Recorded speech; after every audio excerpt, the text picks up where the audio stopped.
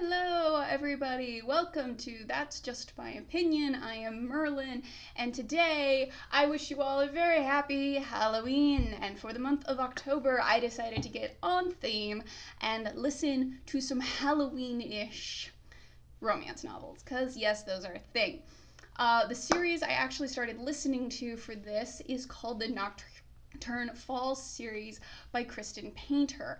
This is a pretty fun series, kind of has some similarities to the Mystic Bayou series. You can go check out my videos on those if you'd like to. Starts with How to Date Your Dragon. So this one, I listened to the first book in this series a while ago called The Vampire's Mail Order Bride.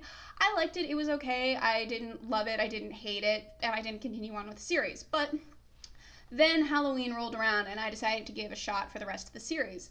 So this book is the first book that I listened to this month for this was The Werewolf Meets His Match, which is book 2 in the series, which is about Hank and Ivy, two werewolves from rival packs who are being put into an arranged marriage. But guess what? It works out. There's some family politics that go on. Her family's a bunch of abusive assholes. But, it all works out. It was cute. I would definitely give it probably, I'd give that one a solid, 3.5 out of 5. It was pretty good. Next up was The Gargoyle Gets His Girl, which is about Willa, a fae, and Nick, a gargoyle. And this one was also pretty good. This one definitely, I think, gets into some more high fantasy drama, especially in the second half of the book with the climax, because there's a whole bunch of stuff with the fake court and all of this drama that goes on with them. It was definitely different than the first two. I liked it. It was still enjoyable. I'd give that one probably a 4 out of 5. Very much enjoyed it. After that, we had The Professor Wus the Witch, which is about Pandora and Cole. Pandora is a witch with spotty magic. She's always been spotty. She's never really been able to get it to work right. But then this guy Cole she meets, and Cole has this, when she's around him, her magic works perfectly, and there's mysteries that are revealed about him, and that one was cute. The ending climax is okay. I mean, it was Cole's evil ex comes back. That one was alright. I'd give that one a 3 out of 5. Cute, but I didn't particularly super love it. I did listen to one of the novellas for this one, The Werewolf's Christmas Wish, which takes 2 of the side characters from book 2 and gives them it's only an hour long novella of them getting together. It's cute, fun. Again, if you've got an hour to kill, definitely recommend it. Next up is The Vampire's Fake Fiancé, book 5, which takes the brother of one of the guys from book 1, Hugh, his brother, I can't remember the name off the top of my head. Tessa's the girl, and Sebastian. This is another one where the evil ex is our antagonist for this, and Sebastian is a vampire, and Tessa is a Valkyrie who doesn't fight, which is kind of an interesting thing with her.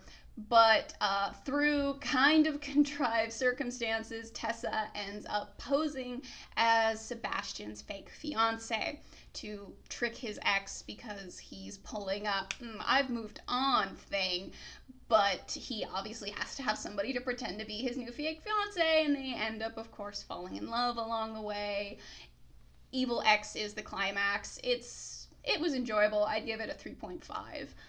I did read another one of the novellas, which was The Vampire's Valentine's Day Surprise, which is again, it's about an hour-long novella of the characters from the first book, Hugh and Delaney, I believe is her name. Let me just double check. Yeah, Delaney, which the Valentine's Day surprise is that Delaney is pregnant. It's cute, it's fluffy, it's a good time. I ended up skipping book 6 because I wasn't honestly that interested in the characters in it, so I ended up skipping that and going to book 7, The Dragon Finds Forever, because this is a character you meet in book 3, Ivan, who is this MMA dragon fighter who is good friends with Pandora, and he was super fun in book 3. I really liked him, so I was like, yes, I am so down for seeing this guy get a romance. I also really liked the reader for this series, and I thought he did a pretty good Russian accent, which is kind of fun because you don't hear that a lot in romance novels. So I was like, heck yes, let's do this. Let's see Ivan get his girl. So Ivan and what was the heroine's name? Mona Lisa. So yeah, Ivan is a dragon shifter. Mona Lisa is a will of the wisp, which her whole thing is she can command men to do whatever she wants, but if she keeps them under her thrall for too long, they basically lose themselves. So Mona Lisa, not Willa, wrong book. Mona Lisa is sent by her father, who is a leprechaun, who is this like kind of a gangster, runs the supernatural fighting ring, or is like a part of it. He like owns he owns a casino in Vegas and has one of the few fighting arenas for these supernaturals to fight in. So he sends Mona Lisa to go and get Ivan back because Ivan got hurt in his last fight and he said, I'm done. I'm not fighting anymore. I'm over it. So we meet Ivan. He's in a bit of a funk because he got hurt in his fight. So it's about, Mona Lisa. She's pretending to be a physical therapist, trying to help him, and them falling in love along the way, and her getting all the conflicted, I like him, but I'm lying, and da-da-da-da-da. Of course, it still ends with a happy ending. She gets free of her dickhead dad. This one actually has quite a few for this series has quite a few for the Dickhead Dad Club. But it was still really cute. I really liked Ivan. I really liked Mona Lisa. So those are the only ones that were available through Audible Escape, which I'm very sad is going away because Audible is now launching Audible Plus, which will still have romance novels on it, but it won't have the extent that Audible Escape had. So, tear. Anyway, getting into my overall thoughts on the series, I thought it was fun. It's pretty lighthearted.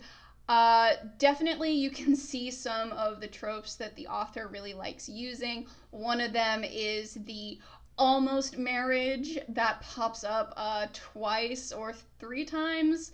Also, the other thing is that these characters fall in love super, super fast. I mean, I'm talking they've known each other for like a week and they're going, I love you. And I'm like, I can believe you like them and you could potentially be starting to fall in love with them, but like a week? Nah, I don't think you're in love yet.